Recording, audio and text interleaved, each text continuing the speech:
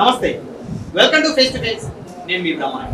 ప్రస్తుతం మనం నరసరావుపేట పట్టణంలో ఉన్నాం. నరసరావుపేట నియోజకవర్గ టీడీపీ, జనసేన, బీజేపీ కూటమి ఉమ్మడి అభ్యర్థి డాక్టర్ చదలవాడ అరవింద్ బాబు గారు ఆఫీస్లో ఉన్నాం. డాక్టర్ చదలవాడ అరవింద్ బాబు గారితో మాట్లాడే ప్రయత్నం. నమస్తే అరవింద్ బాబు గారు. ప్రైమ్ నైన్ టీవీ ఛానల్ వరకు ధన్యవాదాలు సార్. ముందుగా మీకు కంగ్రాచులేషన్ సార్. Thank you. మొత్తానికి కూటమి అభ్యర్థిగా, నరసరావుపేట కూటమి అభ్యర్థిగా సీట్ సాధించినందుకు మీకైతే ముందస్తుగా కంగ్రాచులేషన్స్ అరవింద్ బాబు గారు. ముఖ్యంగా నేను దీంట్లో మరి నారా చంద్రబాబు నాయుడు గారికి, పవన్ కళ్యాణ్ గారికి, బీజేపీ నాయకత్వానికి నేను రుణపడి ఉన్నాను. నేను 5 ఏళ్లుగా పడిన కష్టం, నాకు జరిగిన నష్టాలు ఇవన్నీ కూడా మరి లెక్కలు వేసి చంద్రబాబు నాయుడు గారు మాట తప్పకుండా నాకు మళ్ళీ సీట్ ఇవ్వడం జరిగింది. 2019లో నాకు సీట్ ఇచ్చినప్పుడు మరి 15 రోజులు నా టైం ఉంది, అప్పుడు ఇవ్వడం జరిగింది, ఓడిపోవడం జరిగింది. మళ్ళీ నా మీద ఒక నమ్మకం ఉంచి మళ్ళీ రెండోసారి కూడా నన్ను ఎన్నిక చేసినందుకు నేను చంద్రబాబు నాయుడు గారికి నిజంగా రుణపడి ఉంటాను. వారు ఇచ్చిన నమ్మకాన్ని వమ్ము చేయకుండా ఈ నరసరావుపేట తెలుగుదేశం పార్టీ అభ్యర్థిగా ఉమ్మడి అభ్యర్థిత్వంలో నేను గెలవటానికి ప్రయత్నం చేస్తున్నాను. అదేవిధంగా అసెంబ్లీకి వెళ్తానని చెప్పి ప్రజల అండదండలతోటి తప్పనిసరిగా 3 పార్టీలతోటి అండదండలతో నేను అసెంబ్లీకి వెళ్తాను. సార్, మీరు అంటే ఫస్ట్ విడతలో మీ పేరు రాలేదు, రెండో విడతలో రాలేదు అంటే ఏమైనా టెన్షన్ పడ్డారా? నా పేరు రాదేమో? లేదండి, అసలు ఎటువంటి టెన్షన్ లేదు. ఎందుకంటే చంద్రబాబు నాయుడు గారి మీద నాకు చాలా నమ్మకం ఉంది. అదేవిధంగా నారా లోకేష్ బాబు గారి మీద కూడా నమ్మకం ఉంది. నారా లోకేష్ బాబు గారు చాలాసార్లు నాతో అన్నారు, అన్నా మన ఇద్దరం అసెంబ్లీకి వెళ్దాం అనే మాట ఎప్పుడు అంటారు. ఆ నమ్మకాన్ని నేను ఉంచుకున్నాను. మరి కార్యకర్తలుగా నాయకులు చాలామంది మరి చాలా భయపడిపోయారు. మరి మన నాయకుడు సీట్ ఇవ్వరేమో, మనం 5 ఏళ్ళు కష్టపడ్డాము, మనకు అన్యాయం జరుగుద్దామని అందరూ కూడా చాలా బాధపడటం జరిగింది. నేను అందరూ కూడా ధైర్యం చెప్తూ మనకి ఎప్పుడూ నమ్మకం కలిగిస్తూ ముందుకు వెళ్ళటం జరిగింది. అదే నమ్మకాన్ని వమ్ము చేయకుండా నారా చంద్రబాబు నాయుడు గారు నాకు సీట్ ఇచ్చినందుకు నేను రుణపడి ఉంటాను. సార్, నేను ఈ ఇంటర్వ్యూలో ప్రధానంగా మీ దగ్గర నుంచి కొన్ని విషయాలు తెలుసుకుందాం అనుకుంటున్నాను. నేను మీ హాస్పిటల్కి వచ్చినప్పుడు ఇక్కడ ఓపీ ఎంత అని ఎంక్వైరీ చేశాను. 100 రూపాయలు ఓపీ అని చెప్పారు. మా ఊర్లో కాంపౌండర్ కూడా 200 తీసుకున్నాడు ఓపీ. ఎందుకలా? మేము రైతు కుటుంబాల నుంచి మేము చదువుకొని పైకి వచ్చాము, డాక్టర్లు అయ్యాము. ఆ వ్యవస్థలో వచ్చిన వాళ్ళందరం కూడా 100 రూపాయలు ఫీజు తీసుకోవాలన్నా కానీ మాకు వచ్చేదంతా వర్కింగ్ క్లాస్, సిమెంట్ కార్మికులు, ఆటో డ్రైవర్లు, పారిశుద్ధ్య కార్మికులు, వీళ్ళందరూ కూడా 100 రూపాయలు మాకు ఇవ్వాలంటే ఈ 100 ఎంత కష్టపడి సంపాదిస్తారని ఆలోచన చేస్తాం. అందుకని ఆ ఫీజుని పెంచకుండా మేము అలానే కంటిన్యూ చేస్తూ ఉంటాము. మనం జీవితంలో వచ్చిందే సర్వీస్ చేయడానికి వైద్య రంగంలో. అదేవిధంగా అనుకోని కారణాల వల్ల మనం రాజకీయాల్లోకి రావడం జరిగింది కాబట్టి మనం ఇంకా సర్వీస్ చేయాలి. వైద్య రంగంలో కంటే కూడా ఇంకా ఎక్కువ సర్వీస్ చేయడానికి నేను రాజకీయాల్లోకి రావడం జరిగింది. దానికి కారణం నారా చంద్రబాబు నాయుడు గారు, అదేవిధంగా మరి ఆ రోజుల్లో రాయపాటి సాంబశివరావు గారు నాకు దగ్గరుండి సీట్ ఇప్పించడం జరిగింది. తప్పనిసరిగా పెద్ద ఆయన రాయపాటి గారికి నేను ధన్యవాదాలు తెలియజేస్తున్నాను. అదేవిధంగా మా పార్టీ సీనియర్ నాయకులు, కార్యకర్తలు కూడా దీంట్లో పాలు పంచుకొని నాకు 2019లో సీట్ ఇప్పించడం జరిగింది. అదేవిధంగా ఈసారి కూడా మా సీనియర్ నాయకులు అందరూ కూడా నేను పడిన కష్టాన్ని, 5 ఏళ్లుగా నేను పడుతున్న కష్టాన్ని, నాకు జరిగిన నష్టాలన్నీ చూసి అందరూ కూడా సహాయం చేసి నాకు సీట్ ఇప్పించడం జరిగిందనమాట. దాదాపు 30 సంవత్సరాలు వైద్య వృత్తిలో ఉన్నారు. 35 ఏళ్ళు. 35 ఏళ్ళు. సో సీనియర్ డాక్టర్ మీరు గుంటూరు జిల్లాలో ఖచ్చితంగా టాప్ 10లో ఉంటారు. అవును. అయినప్పటికీ కూడా 100 రూపాయలు ఓపీ తోటి ఇంకా వైద్యం కొనసాగిస్తూనే ఉన్నారు. వర్కౌట్ అవుతుందా సార్ బిజినెస్? మేము మొదటి నుంచి కూడా అలవాటు పోయాం. కార్పొరేట్ హాస్పిటల్స్ కాదు కదండి మన అన్ని గవర్నమెంట్ ప్రజా హాస్పిటల్స్ ఇవన్నీ. రోజుకు 200 ఓపీ వస్తారు. 4-5 జిల్లాల నుంచి జనాలు వస్తుంటారు అనమాట. ఇప్పుడు హైదరాబాద్లో ఆపరేషన్ చేయించుకుందాం అనుకుంటే 2 లక్షలు 3 లక్షలు అవుతాయి. మన దగ్గరికి వస్తే ఒక 50,000 60,000 అయిపోతాయి. అదేవిధంగా మిర్యాలగూడ, నల్గొండ, హైదరాబాద్ ఏరియా కానీ, ప్రకాశం జిల్లాలు, మిర్యాలగూడ, మహబూబ్ నగర్, నల్గొండ, ఇటన్నిటి నుంచి కూడా ప్రజలు వస్తుంటారు అనమాట. ఎందుకంటే మన మీద నమ్మకంతో మరి 40 ఏళ్ళుగా మేము ప్రాక్టీస్ చేస్తున్నాం కాబట్టి ఆ నమ్మకాన్ని మనం వాళ్ళని వమ్ము చేయకుండా వాళ్ళకి వస్తే మాత్రం మనం సహాయం చేసి పెట్టాలి. అదే ఆలోచన.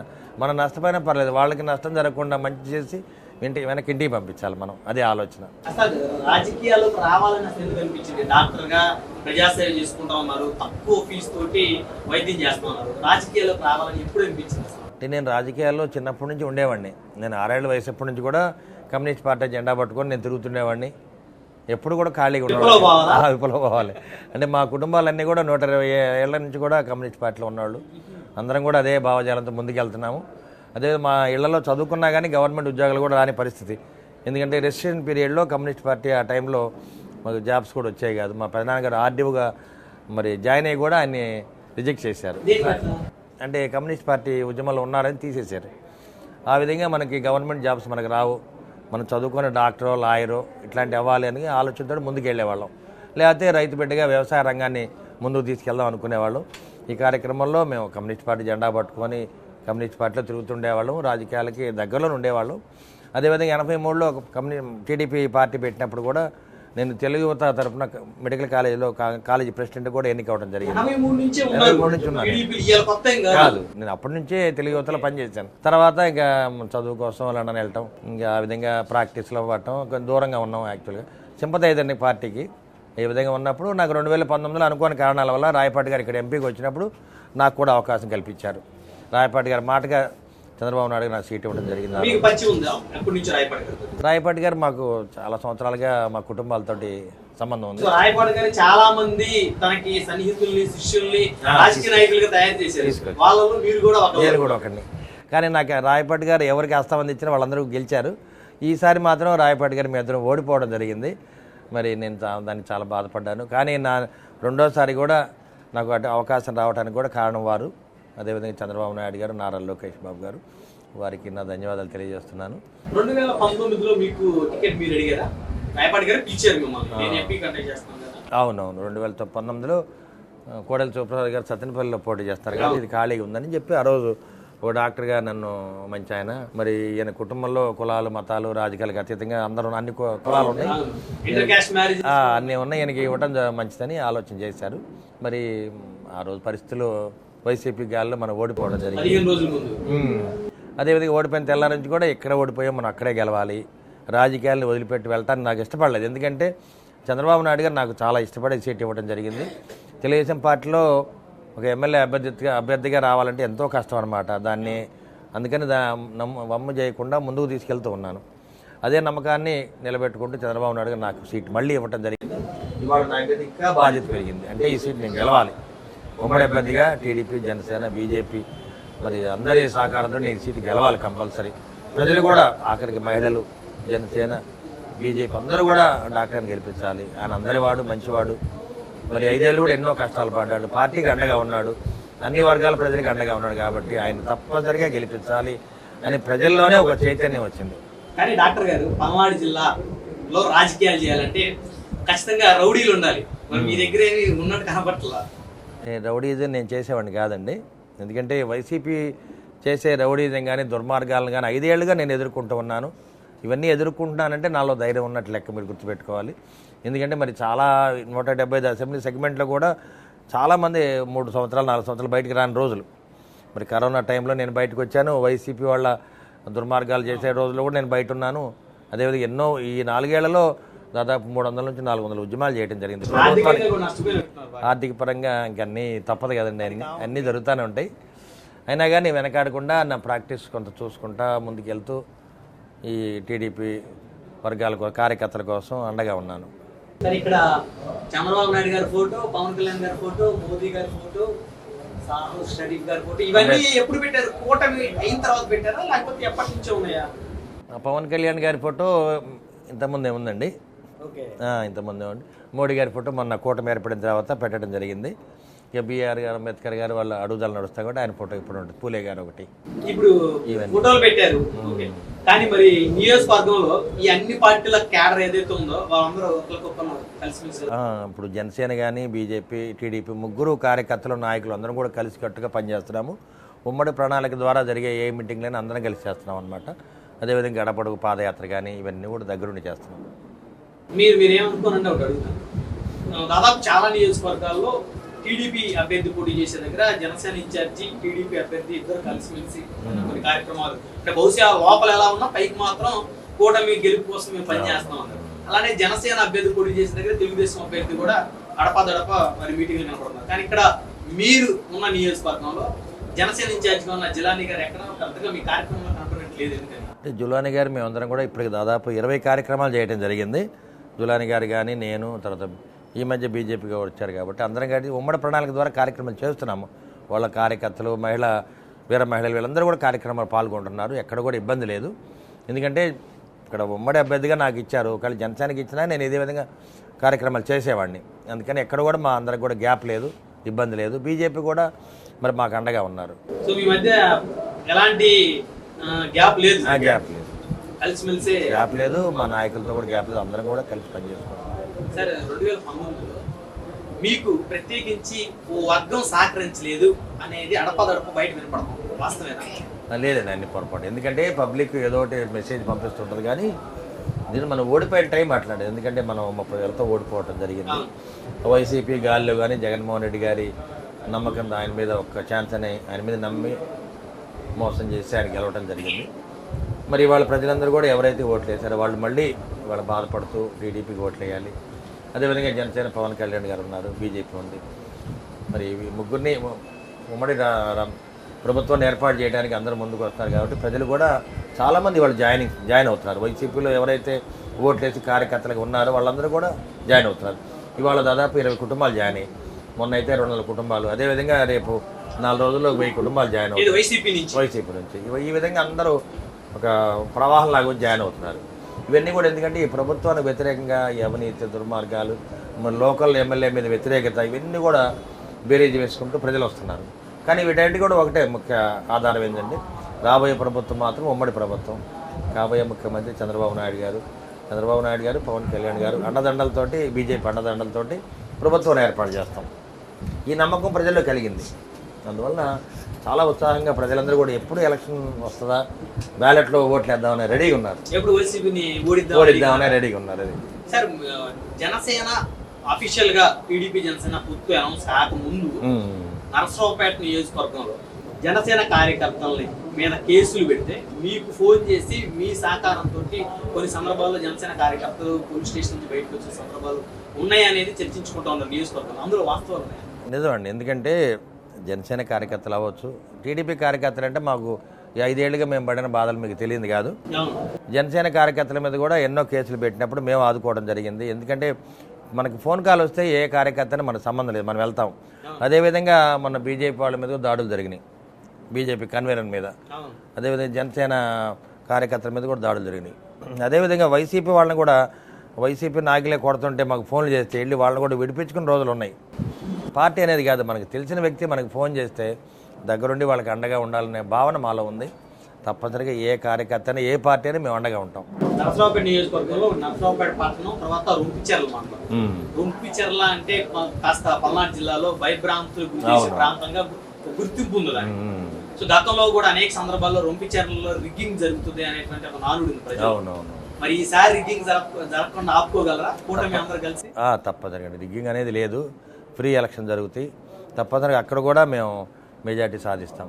అంటే ఎట్లా నమ్మకం కలిగి మీకు ఫ్రీ ఎలక్షన్ అంటే మీరు కూడా మంది మార్గం రెడీ చేసుకున్నారా? మా కార్యకర్తలు, నాయకులు అందరూ కూడా ఏంటంటే ఈ వైసీపీ ప్రభుత్వాన్ని గద్దెదించాలి, లేకపోతే రేపు రాష్ట్రం మరి అంధకారంలోకి వెళ్ళిపోద్ది. కాబట్టి ప్రతి వ్యక్తి కూడా, మహిళలు కానీ, రైతులు కానీ, మరి కూలి పని చేసుకునే వాళ్ళు, కార్మికులు అందరూ కూడా ఈ పార్టీని గద్దెదించాలనే ఆలోచనలో ఉన్నారు. కాబట్టి తప్పనిసరిగా అందరూ కూడా కలిసి పోరాటం చేసి వైసీపీ రిగ్గింగ్ లేకుండా మేము ఆపగలం. సరే, ఇదే నరసరావుపేట నియోజకవర్గానికి 2 సార్లు ఎమ్మెల్యేగా గోపిరెడ్డి శ్రీనివాసరెడ్డి గారు ఎన్నికయ్యారు. అయితే ఆయన హయాంలో ఒకసారి ప్రతిపక్ష ఎమ్మెల్యే, ఇప్పుడు అధికార పార్టీ ఎమ్మెల్యే. అభివృద్ధి జరగలేదంటారా? మరి అభివృద్ధి అది ఉంటే చూపించమనండి, ఎవరు కాదన్నారు? ఎందుకంటే ఇప్పుడు టీడీపీ హయాంలో డాక్టర్ కోడలి గారు ఉన్నప్పుడు ఏదైతే కోటప్పకొండ ఏ విధంగా అభివృద్ధి చేశామో, టౌన్ హాల్ ఏ విధంగా అభివృద్ధి చేశామో, షాదీఖానా, అదేవిధంగా మరి ఎన్టీఆర్ స్టేడియం, ఇవన్నీ కూడా దగ్గరుండి మేమే అభివృద్ధి చేయడం జరిగింది.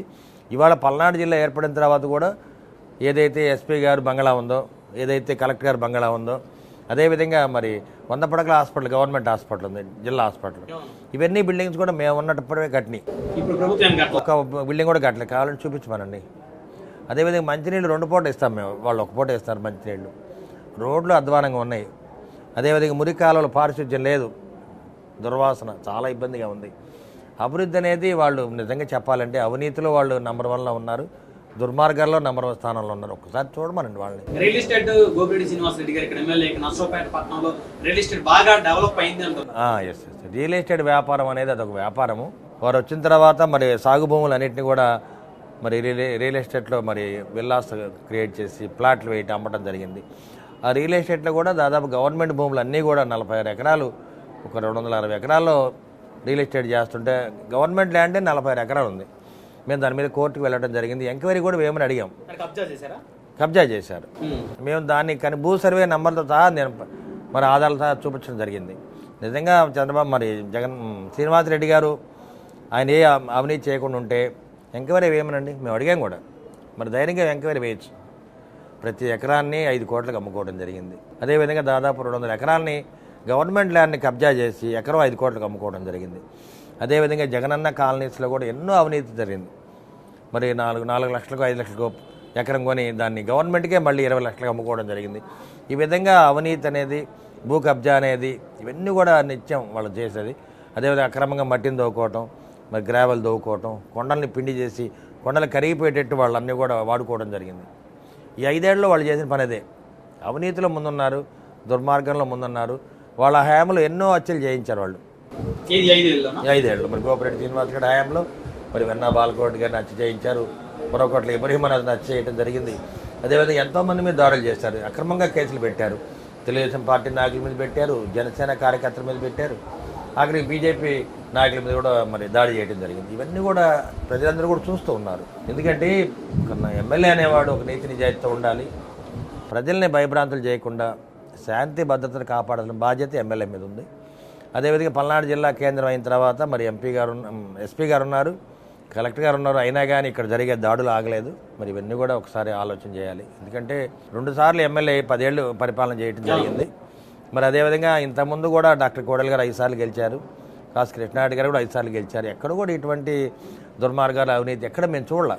అంటే వాళ్ళు దాదాపు ఇక్కడ ఇద్దరు కలిసి 10 సార్లు ఇక్కడ గెలిచిన వాళ్ళకన్నా ఎక్కువగా ఇక్కడ అంటే వారి హయాంలో లేని అవినీతి గోపిరెడ్డి గారు చేశారు. విపరీతంగా ఉంది, ప్రజలు గమనిస్తున్నారు కదా సార్. ఆయన కూడా మీలాగే డాక్టర్, ఆయన కూడా ఎడ్యుకేటెడ్, ఆయన కూడా సౌమ్యుడు. కానీ మీరు ఆయన మీద ఆరోపణలు చేస్తున్నారు. ఆరోపణలు చేసినప్పుడు దానికి ఆధారాలు ఉన్నాయి మా దగ్గర. నేను చూపిస్తున్నా కదా, గంజాయి మాఫియా, గుట్కా మాఫియా, అక్రమ రేషన్ బియ్యం మాఫియా, ఇవన్నీ దగ్గరుండి వాళ్ళ కనుసనలోనే జరుగుతున్నాయి. ఒక 2 రోజుల క్రితం కూడా మరి వెనుకొండ రోడ్లో మళ్ళీ 1000 క్వింటాలు అక్రమ రేషన్ బియ్యాన్ని పట్టుకోవడం జరిగింది. ఇవన్నీ కూడా వాళ్ళ ద్వారా జరుగుతున్నాయి. దాంట్లో ప్రతిదీ ఆధారాలతో మేము చూపిస్తాం, పేపర్ ఆధారాలు ఉన్నాయి. అదేవిధంగా భూ సర్వే నెంబర్ సహా భూ కబ్జా ఇవన్నీ కూడా చూపించాం మేము దగ్గరుండి. మేము ఎక్కడ కూడా వ్యక్తిగతంగా ఎప్పుడు విమర్శలు చేయం, పాలసీలోనే మేము విమర్శలు చేస్తాం. పాలసీ అంటే నిజంగా ఒకసారి ఈ ప్రజాస్వామ్యాన్ని వైసీపీ వచ్చిన తర్వాత ఏ విధంగా కూనీ చేసిందో ఒకసారి చూడండి. ఎందుకంటే పంచాయతీ ఎలక్షన్లు కానీ, జడ్పీటీసీ కానీ, ఎంపీటీసీ కానీ, ఆఖరికి మున్సిపాలిటీ ఎలక్షన్స్లో కూడా ఎక్కడన్నా నామినేషన్ ఏనిచ్చారా? ఒకసారి వెనక్కి వెళ్ళండి మీరు. 2 ఏళ్ళు నామినేషన్ వేయలే. ఎవరైనా నామినేషన్కి వెళ్తే వాళ్ళ మీద దాడి చేశారు. ఒక్క నామినేషన్ వేయకుండా యునానిమస్గా పంచాయతీలు కానీ మరి జడ్పీటీసీలు ఇవన్నీ కూడా గెలవడం జరిగింది. ప్రజలు బయటికి ఎక్కడ వచ్చారంటే రానిలేదు అసలు. కరోనా టైం ఎవరు బయటికి రాలేదు. ఈ విధంగా ఎలక్షన్స్ పెట్టారు వాళ్ళు. ఎన్ని అక్రమాలు చేశారంటే వాళ్ళకి తెలిసినా తెలియకపోయినా ప్రజల్లో పూర్తి వ్యతిరేకత ఉంది. జగన్మోహన్ రెడ్డి గారు ఎన్ని సంక్షేమ కార్యక్రమాలు చేసినా, ఎన్ని శుష్క వాగ్దానాలు చేసినా కానీ ప్రజలు వాళ్ళు నమ్మరు. ఎందుకంటే అంత రాష్ట్రం మొత్తం కూడా అంత బాగా నష్టపోయింది. అమరావతి రాజధాని లేదు, పోలవరం లేదు. మన టైంలో పట్టిసీమ కట్టడం జరిగింది. మరి జగన్మోహన్ రెడ్డి గారు మరి నీటి ప్రాజెక్టుల మీద చిత్తశుద్ధి ఉంటే వడకశీల ప్రాజెక్ట్ పూర్తి చేయొచ్చు. దానికి ఎంత అవుతుంది? 1200 కోట్లు అవుతాయి. మరి పట్టిసీమ చంద్రబాబు నాయుడు గారి హయాంలో పూర్తి చేశాము. మరి దాన్ని ఛాలెంజ్గా తీసుకుని జగన్మోహన్ రెడ్డి గారు కూడా మరి వడకశీలపూడి ప్రాజెక్ట్ డెవలప్ చేయాలి. సంక్షేమ కార్యక్రమాలు సంక్షేమ కార్యక్రమాలు అనేవి కూడా అందరికీ వచ్చే సంక్షేమ కార్యక్రమాలు అందరికీ వస్తున్నాయి. ఎస్టీలకి ఎక్కువ రావట్లేదు, ఎస్టీలకి ఎక్కువ రావట్లేదు, బీసీలకి రావట్లేదు, అందరికీ సమానంగానే వస్తున్నాయి. ఓసీలకి కూడా అదే సంక్షేమ కార్యక్రమాలు. కానీ చంద్రబాబు నాయుడు గారు రేపు వచ్చిన తర్వాత, గెలిచిన తర్వాత ప్రజల కోసం ఒక మేనిఫెస్టో తయారు చేయడం జరిగింది. ప్రతి మహిళకు 1500 రూపాయలు బ్యాంకులో డిపాజిట్ చేస్తారు. ప్రతి మహిళకు. ఇంట్లో భార్యకి మనం 1500 రూపాయలు బ్యాంకులో డిపాజిట్ చేయమంటే ప్రతి నెల వేస్తామా? వేయలేక. మీరేరు, నేనేరు అంటే జరిగిపోతూ ఉంటుంది అట్లానే. కానీ చంద్రబాబు నాయుడు గారు ఒక పెద్దన్నగా మహిళలను కాపాడుకోవడానికి ప్రతి మహిళకు తలా 1500 రూపాయలు బ్యాంకులో వేయటం జరుగుతుంది. అదేవిధంగా 3 గ్యాస్ సిలిండర్ ఫ్రీగా ఇవ్వడం జరుగుతుంది. చదువుకున్న ప్రతి బిడ్డకు కూడా 4 ఉంటే 4కి తలా 15,000 మరి అమ్మఒడి వేయటం జరుగుతుంది. అసలు ఇంతకుముందు చేసినాయండి మేము, ఎన్ని చేసినాయి మేము చెప్తున్నాం ఇవాళ. అదేవిధంగా పెన్షన్ కూడా ఇవాళ బీసీలకి 50 ఏళ్ళు దాటితే 4,000 రూపాయలు పెన్షన్ ఇస్తారని చెప్తున్నారు. అదేవిధంగా కళలకు రెక్కలు అనే ప్రోగ్రాంలో ఇంటర్మీడియట్ దాటిన చదువుకున్న ఆడపిల్లలకి మరి ట్రైనింగ్ కోర్సులు ఇచ్చి, కోర్సులు ట్రైనింగ్ ఇచ్చి వాళ్ళకి ఉద్యోగాలు రావడానికి అప్గ్రేడ్ చేయడానికి ప్రయత్నం చేస్తున్నారు. అదేవిధంగా ఇవాళ వాలంటీర్లు ఎవరైతే ఉన్నారో 5,000 రూపాయల ఉద్యోగంతో బానిస బతుకులు బతుకుతున్నారు. వాళ్ళందరూ కూడా చాలామంది డిగ్రీ పాస్ అయిన వాళ్ళు ఉన్నారు, బీటెక్ పాస్ అయిన వాళ్ళు ఉన్నారు. వాళ్ళని కూడా అప్గ్రేడ్ చేసి ట్రైనింగ్ ఇచ్చి మంచి మంచి ఉద్యోగాలు సెటిల్ చేద్దామని చంద్రబాబు నాయుడు ఇప్పుడు చెప్తా ఉన్నారు. మరి రేపు గెలవంగానే 2 నెలల్లోనే డిఎస్సి ఎగ్జామ్స్ అనౌన్స్ చేస్తానని చెప్తున్నాను. అరవింద్ బాబు గారు, ఇక్కడ నరసరావుపేటలో గతంలో జరిగిన ఒక ఇన్సిడెంట్ గురించి మేము అడుగుదాం. అంటే మీ దగ్గర ఉన్న సమాచారం మాత్రం Amara engineering college chairman Amara Venkateswararao గారు ఆత్మహత్య చేసుకోవడం వెనక వినుకొండ శాసనసభ్యుడు బొల్లా బ్రహ్మనాయుడు గారు, నరసరావుపేట శాసనసభ్యుడు గోపిరెడ్డి శ్రీనివాసరెడ్డి గారి హస్తం ఉందనేటువంటి ప్రచారం పెద్ద ఎత్తున సాగింది. అప్పటి అందులో వాస్తవాలు ఎంత ఉన్నాయి సార్? నిజంగా దాంట్లో వాస్తవం ఉందండి. వాళ్ళ కుటుంబ సభ్యులు ఇవన్నీ కూడా ఆరోజు చెప్పడం జరిగింది. ఎందుకంటే అతి తక్కువ 9 కోట్లతో ఎంతో మొత్తాన్ని కూడా వాళ్ళు కొనుక్కోవడం జరిగింది. బ్యాంకులో ఆక్షన్ వేసినప్పుడు జరిగినప్పుడు మరి ఆయన అకారణంగా చనిపోవడం జరిగింది. ఆ రోజు కూడా మేము వాడి కుటుంబానికి అండగా ఉండడం జరిగింది. మరి కారణాలు ఏదైనా ఎంక్వైరీ చేయమని కూడా ఆ రోజు అడిగాము. మరి బొల్లా బ్రహ్మనాయుడు గారు, శ్రీనివాసరెడ్డి గారు కూడా స్పందించారు అప్పుడు. కానీ నిజంగా అయితే వాళ్ళ కుటుంబ సభ్యులు చెప్పింది ఏంటంటే 9 కోట్లు కాదు, ఇంకా దాన్ని ఆక్షన్లో 18 కోట్లకు పోవాలి, మాకు అన్యాయం చేశారు, 9 కోట్లు పెట్టి వీళ్ళు ఆక్షన్ పాడి అని వాళ్ళ కుటుంబ సభ్యులు చెప్పడం జరిగింది. వాల్యుబుల్ సైట్, చాలా పెద్ద సైట్. దాని మీద కనీసం 30 కోట్లు రావాలి ఆదాయం దానికి. బ్యాంక్ అధికారులతోటి చేశారా? అదే జరిగింది, ఆ రోజు జరిగింది. అదే ఆ రోజు జరిగిన వాస్తవం, అదే ఆరోపణలు కూడా అవే అనమాట. న్యాయం జరగలేదు కదా, న్యాయం జరగలేదు. తర్వాత వాళ్ళందరూ కూడా కాంప్రమైజ్ అయిపోయారు. మరి కుటుంబ సభ్యులే కాంప్రమైజ్ అయినప్పుడు ఇంకా ఎవరు కూడా అంటే ఈ వ్యవస్థలో బలమైన వ్యక్తులు ఉన్నప్పుడు మరి బలహీనలు ఏం చేయలేరు కదా, చేయలేక మరి ఈ 5 ఏళ్లుగా జరుగుతున్న పరిస్థితులు అదే. ఇలా ఎంతో మంది ఉన్నారు బాధితులు. అంతేనండి. ఇప్పుడు మీరు ఎక్కడో హైదరాబాద్లో ఉంటారు, మీకు ఇక్కడ పెద్ద ఇల్లు 20 ఎకరాల పొలం ఉంటుంది, మీరు ఎప్పుడో సంవత్సరానికి ఒకసారి వస్తారు, మీరు వచ్చే లోపల ఇవన్నీ కబ్జా చేసేస్తారు, జెండా బారుతారు, కబ్జా చేస్తారు. ఇది రోజు మనం చూస్తున్నాయి ఇవన్నీ కూడా. బలం ఉన్నా లేకపోతే మీరు ఏం చేయలేరు. ఇప్పుడు వైజాగ్లో కూడా అదేగా, మరి చాలా ఫామ్ హౌస్లు ఉంటాయి 20 ఎకరాలు 30 ఎకరాల్లో. వీళ్ళు ఎక్కడో అమెరికాలోనో లండన్ వెళ్ళి వస్తుంటారు, వాళ్ళు వచ్చే లోపల మొత్తం కబ్జా చేశారు. ఇవన్నీ కూడా రోజు మన పేపర్లో చూస్తున్నాంగా. అదేవిధంగా అక్రమంగా మట్టి దోవుకోవటం, ఎక్కడ పడితే అక్కడ మరి మైనింగ్ పర్మిషన్ లేకుండా తోకుంటున్నారు. అడ్డు మీరు చూడండి, కావాలంటే విలేకరుల మీద దాడులు చేసి భయపెట్టారు, పోలీసుల మీద దాడి చేసి భయపెట్టారు, ఉద్యోగస్తుల మీద దాడి చేసి భయపెట్టారు, అంగన్వాడీ టీచర్ల మీద దాడి చేసి భయపెట్టారు, డ్వాక్రా మహిళలను భయపెట్టారు, స్టూడెంట్స్ని భయపెట్టారు, ఉద్యోగాలు అడిగితే స్టూడెంట్స్ కూడా భయపెట్టడం జరిగింది. ఇవాళ చూస్తే టీచర్లు కూడా భయపడతారు, ఎందుకంటే సకాలంలో జీతం రాదు, రిటైర్ అయితే పెన్షన్ కూడా రాని పరిస్థితి. ఈ విధంగా 5 ఏళ్ళు భయపెట్టి పరిపాలన చేశారు. పోలీసు వాళ్ళ అండదండలతోటి, అధికార దాహంతో, ధన మదంతో వీళ్ళందరూ కూడా 5 ఏళ్ళు పరిపాలన చేశారు.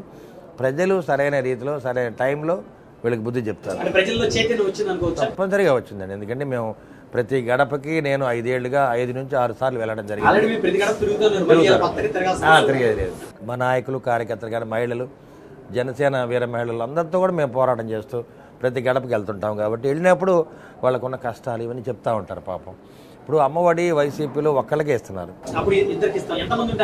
ఇస్తామన్నారు, ఒక్కళ్ళకే ఇస్తున్నారు. మిగతా 2 పిల్లలు కూడా మరి కూలి పనులకు వెళ్ళే పరిస్థితి. ఇవన్నీ కూడా గమనించి చంద్రబాబు నాయుడు గారు అమ్మఒడి ప్రతి విద్యార్థికి ఇద్దాము, 4 పిల్లలు ఉన్న, ఎందుకంటే మరి ఎస్సీల్లో కానీ ముస్లిం మైనారిటీలో పిల్లలు ఎక్కువ ఉంటారు కాబట్టి ప్రతి ఒక్కరు కూడా చదువుకోవాలి ఆలోచనతో వారు ఈ కార్యక్రమాన్ని ముందుకు తీసుకెళ్తున్నారు.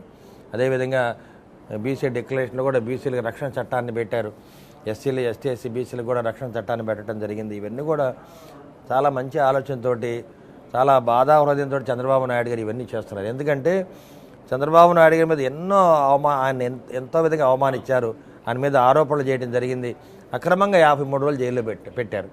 మేమన్నీ కూడా ఇక్కడ ఉన్న కార్యకర్తలు, నాయకులు అందరం కూడా కన్నీటి పర్యంతరమై వారికి అండగా నిల్చోవడం జరిగింది. వారి కుటుంబానికి మేము అండగా ఉన్నాం. ఎందుకంటే ఇక్కడ పల్నాడు గడ్డ అంటే ఒక పోరాటాల గడ్డ, ఎమోషన్స్ కూడా మాకు ఎక్కువ. చంద్రబాబు నాయుడు గారి మీద ఏగ వాలినా కానీ ఇక్కడ అందరూ కూడా వెంటనే స్పందిస్తారు. అదేవిధంగా 53 రోజులు జైల్లో పెట్టినప్పుడు మరి అందరూ కూడా మరి మహిళలందరూ కూడా ఎంతో బాధపడ్డారు, కన్నీటి పర్యంతరం అయ్యారు. కొంతమంది అయితే అసలు భోజనాలు కూడా చేయలే. చాలా మేము పాదయాత్రకు వెళ్ళినప్పుడు వాళ్ళు చెప్తారుగా, అయ్యా బాబు గారు జైల్లో ఉన్నారు. ప్రజలు ఎందుకు గుర్తు పెట్టుకుంటారు? మర్చిపోరు, ఎప్పుడు మర్చిపోరు. ప్రజలు ఎప్పుడు మర్చిపోరండి ఒట్టి మాటలు ఇవన్నీ. తాత్కాలికంగా ఈ గవర్నమెంట్ దిగిపోయేదాకా వాళ్ళు అట్లా మౌనంగా ఉంటారు. ఇప్పుడు కోడెల శివప్రసాద్ గారి కుమారుడు మీకు సపోర్ట్ చేస్తున్నారా? శివరామ్ గారు కూడా ఆయన మంచి రాజకీయ నాయకుడు. ఇక్కడ తెలుగుదేశం పార్టీని గెలిపించడానికి వారి అండదండలు అన్నీ ఉన్నాయి మాకు. కలిసాం. ఆయన మనస్ఫూర్తిగా ఇక్కడ మమ్మల్ని మనస్ఫూర్తిగానే ఉంటారు. ఆ డాక్టర్ గెలిపించని చెప్పడం జరిగింది, మేము కూడా మాట్లాడుకోవడం జరిగింది. ఎక్కడ కూడా ఇబ్బంది లేదు, ఎందుకంటే నాతో ఎటువంటి విభేదాలు ఎవరికి ఉండవు. ఎందుకంటే మీతో వివాదాలు, మీరు సౌమ్యులు, ఎవరిని ఒక మాట అనే పరిస్థితి కాదు. సో మీ దగ్గర రౌడీలు గుండాలు లేదు దాడి చేయడానికి. సార్ మొత్తానికి నరసరావుపేట నియోజకవర్గానికి మీరు ఎమ్మెల్యే అయితే ఇది నియోజకవర్గానికి ఇచ్చేటువంటి హామీలు ఇప్పుడు చంద్రబాబు నాయుడు గారు ఇచ్చే మేనిఫెస్టో కాకుండా ఉమ్మడి మేనిఫెస్టో జనసేన, టీడీపీ, బీజేపీ కాకుండా మేము నరసరావుపేటలో లోకల్ మేనిఫెస్టో ఒకటి తయారు చేసుకోవడం జరిగింది. ఇక్కడ ఉన్న మా సీనియర్ నాయకులు, కార్యకర్తలు అందరూ కూడా ఒక ఉమ్మడి మేనిఫెస్టోని తయారు చేశారు లోకల్గా. దాని ప్రకారం ఏంటంటే ఎవరైతే రేషన్ కార్డు ఉందో వాళ్ళకి ఉచితంగా మరి కార్పొరేట్ వైద్యాన్ని అందజేస్తాం, అదేవిధంగా ఉచితంగా కార్పొరేట్ విద్యను అందజేస్తాం ప్రతి రేషన్ కార్డు హోల్డర్. అదేవిధంగా ఇక్కడ డంపింగ్ యార్డ్ ఉంది, దాన్ని కూడా అక్కడ నుంచి షిఫ్ట్ చేద్దాం అనుకుంటున్నాం. అదేవిధంగా ఆటో నగర్ అనేది మాకు ఎప్పటి నుంచో కళ. మరి చంద్రబాబు నాయుడు గారి ఆదేశాల మేరకు మేము గెలిచిన తర్వాత మొదటి సంవత్సరంలోనే ఆటో నగర్ని ఏర్పాటు చేస్తాం కంపల్సరీ. ఎట్లా ఉందో ఆటో నగర్ని కంపల్సరీ ఏర్పాటు చేస్తాము. దానికి చంద్రబాబు నాయుడు గారు మాట ఇవ్వడం జరిగింది తప్పనిసరిగా. దానికి ఒక ప్రణాళిక ఉంది, మేము కూడా సిద్ధం చేసుకున్నాము. ఎందుకంటే మాలో ఉన్న నాయకులు వీళ్ళకి కూడా తెలుసు ఎక్కడైతే భూమి ఉందో ఆటో నగర్ ఏ విధంగా ఏర్పాటు చేయొచ్చో మా నాయకులు సలహాతోటే ఇది చెప్పడం జరిగింది. ఇక్కడ చాలా మైనారిటీ సంబంధించిన వెల్ఫేర్ భవనాలు అయిపోయినాయి. అవును, సంబంధించినటువంటి భవనాలు నర్సరావుపేట పట్టణంలోనే మధ్యలో నిర్మాణానికి నోచుకోక ఆగిపోయినటువంటి భవనాలు ఉంటాయి. మరి అవన్నీ కూడా వెరిఫై చేసుకున్నారా? ఇప్పుడు ST, SC, BC, minority welfare hostels ఉన్నాయండి. అవన్నీ కూడా మరి టీడీపీ హయాంలో వాటిని మేము కన్స్ట్రక్ట్ చేయడం జరిగింది. తర్వాత మరి కనీసం వాటికి నీటి సదుపాయం కానీ కరెంటు సప్లై కానీ లేదు. మరి 5 ఏళ్లలో వైసీపీ మరి ఎమ్మెల్యే గోపిరెడ్డి శ్రీనివాసరెడ్డి గారు నేను అభివృద్ధి చేశానంటే మాత్రం వాటిని ఓపెన్ చేయలే. అదేవిధంగా మరి పెత్తరకపాలెం దగ్గర ఐటీఐ కాలేజీ కట్టారు, మరి దాన్ని కూడా ఓపెన్ చేయలే. మరి ఈ విధంగా ఏదైతే ఆర్టీఓ ఆఫీస్కి స్థలం ఇచ్చారో దాంట్లో కూడా మైనింగ్ చేసి మొత్తాన్ని దాన్ని గుంట చేసి పెట్టారు, అక్రమంగా మట్టి తవ్వుకున్నారు. ఒకటే ఆలోచన, పరిపాలన చేత కాదు, అవినీతి ఎక్కువ, దుర్మార్గాల్లో ముందున్నారు. ఇవన్నీ కూడా వాళ్ళు తెలుసుకోవాలి. మేము ఏదో సంక్షేమ కార్యక్రమాలు చేస్తున్నాం, మళ్ళీ మాకు ఓటేస్తారు అనుకోవడం పొరపాటు. ఎందుకంటే వీళ్ళకంటే ఎక్కువగా మేము 2014లో చంద్రబాబు నాయుడు గారు చేశారు. 2014 నుంచి 2019 దాకా ఎన్నో సంక్షేమ కార్యక్రమాలు చేసాం. అమరావతిని కట్టాం, పోలవరాన్ని కట్టాం, రోడ్లు బాగు చేసాం. మరి చదువుకునే బిడ్డలకు విదేశీ విద్య కానుక ఇచ్చాం. రంజాన్ తోఫా కానీ క్రిస్మస్ తోఫా అన్నీ ఇవ్వడం జరిగింది. మరి అంత కష్టపడి అంత బాగా చేసిన ఆ నాయకుడినే ఓడించడం జరిగింది. కాబట్టి మరి ఏమి చేయని ఈ జగన్మోహన్ రెడ్డి గారు ఆయన ఓడించడం ప్రజలకు పెద్ద లెక్కేం కాదు. మీరు నర్సరావుపేట నియోజకవర్గంలో జనసేన పార్టీకి, బీజేపీకి కూడా తగినటువంటి సమన్వయం చేసి వారికి కూడా స్థానిక సంస్థల ఎన్నికల్లో వారికి కూడా పదవులు ఇచ్చేటువంటి ఆలోచన ఉందా, లేకపోతే ఆ రెండు పార్టీలు కేవలం ఎలక్షన్ అప్పుడే వాడుకుని వదిలేసి? అట్లా ఉండదండి, ఇది ఉమ్మడి ప్రభుత్వం కాబట్టి మరి స్టేట్ పార్టీ ఇచ్చే ఆదేశాల మేరకు అందరికీ సమానమైన వాటా ఉంటుంది తప్పనిసరిగా. వారు ఏం కోరుకుంటే అది ఇవ్వడానికి సిద్ధంగా ఉన్నారు హైకమాండ్. వారు ఏం డిసైడ్ చేస్తే మేము దాన్ని బట్టి మనం ఇక్కడ వాళ్ళకి వాటా ఇవ్వాల్సింది తప్పనిసరి, బీజేపీకి, జనసేనకి ఇవ్వాల్సింది. చివరిగా గోపిరెడ్డి శ్రీనివాసరెడ్డి గారి దగ్గర ఆర్థికంగా బాగా బలపడినట్టున్నారు 5 సంవత్సరాలు. సో మరి ఇప్పుడు వాళ్ళని ఎదుర్కొనేటువంటి ఆర్థిక మూలాలు మీ దగ్గర ఉన్నాయా? అంటే ఇక్కడ మీరు గమనించాల్సింది ఏంటంటే ఎలక్షన్స్ అంటే ఎప్పుడు కులం, మతం, డబ్బు చూడరండి. ఇప్పుడు ఓటర్లు వాళ్ళు ఎప్పుడు కూడా చాలా ఆలోచనతో ఉంటారు. కులం కాదు కావాల్సింది, వాళ్ళకి గుణం కావాలి, మతం కాదు మానవత్వం కావాలి, డబ్బు కాదు దయాగుణం ఉండాలి. మీకు 5,000 కోట్లు ఉంటే ఏముందండి, మీరు ఎవరికి దానం చేయకపోతే ఎవరు పట్టించుకుంటారు మిమ్మల్ని? అదేవిధంగా చిన్న ఆటో డ్రైవరు వచ్చే 200 రూపాయల్లోనే 10 మంది సాయం చేస్తూ ఉంటాడు. అందుకని ఓటర్లు ఎప్పుడు కూడా మంచి నాయకుడు కావాలి. కులాలు, మతాలు ఇవన్నీ చూడరు, రాజకీయాలు కూడా చూడరు. నిజం చెప్పాలంటే ఒక మంచి నాయకుడు అరవింద్ బాబు లాంటి వ్యక్తి 5 ఏళ్ళుగా ప్రజల్లో ఉన్నాడు, ఆయన గెలిపించుకోవాలి. అయ్యో ఆయనకి 3 సార్లు ఇంకా సీట్ లేట్ చేసినందుకు కూడా చాలా బాధపడ్డారు. అంటే ప్రజల్లో నాకు సీట్ ఇచ్చినప్పుడు కూడా ఒక ఎక్స్ప్లోజన్ లాగా దాదాపు 30,000 మంది నన్ను కలవడం జరిగింది. నేనైతే సీట్ డిక్లేర్ చేస్తే 1000 మంది వస్తారేమో అభినందించాలని అనుకున్నా, కానీ అట్లా జరగలే. కొన్ని వేల మంది వచ్చారు ఉదయం నుంచి సాయం దాకా. అంటే వాళ్ళలో ఉన్న బాధ 100% గోపిరెడ్డి శ్రీనివాసరెడ్డిని 3వసారి డకౌట్ చేస్తాము. ఎందుకంటే ఆయనకి 2 సార్లు గెలిపించడమే చాలా ఎక్కువ. ఇలా ప్రజలందరూ కూడా అదే అనుకుంటారు. ఎందుకంటే వైసీపీ నాయకులు, కార్యకర్తలు కూడా అతను చేసిన అవినీతి కానీ దుర్మార్గాలు చూసి భయపడిపోయి చాలా పక్కకి వెళ్ళిపోయారు. పక్కకి వెళ్ళి వాళ్ళ అరవింద్ బాబు అందరివాడు రెడ్డి సామాజిక వర్గంలో కూడా బలమైన నేతలు నర్సరావుపేట పట్టణానికి నియోజకవర్గం సంబంధించిన నేతలు తెలుగుదేశంలో ఇటీవల కాలంలో జాయిన్ అయ్యారు. అవును, వాళ్ళందరూ మీకు మనస్ఫూర్తిగా సపోర్ట్ చేస్తారు తప్పనిసరిగా. ఎందుకంటే ఇక్కడ అరవింద్ బాబునే చూస్తున్నారు, పార్టీల చోట్ల అరవింద్ బాబు నిల్చున్నాడు. ఆయన కష్టపడ్డాడు, అన్ని విధాల ప్రజలకు అండగా ఉన్నాడు. కాబట్టి పార్టీలకు అతీతంగా అరవింద్ బాబుని గెలిపించాలి అని ఒక ఆలోచన. ఇక్కడ స్లోగన్ అంతా ఒకటే, గోపిరెడ్డిని ఓడించాలి, అరవింద్ బాబుని గెలిపించాలి, అంతే, ఒకే స్లోగన్. ధన్యవాదాలు అరవింద్ బాబు గారు.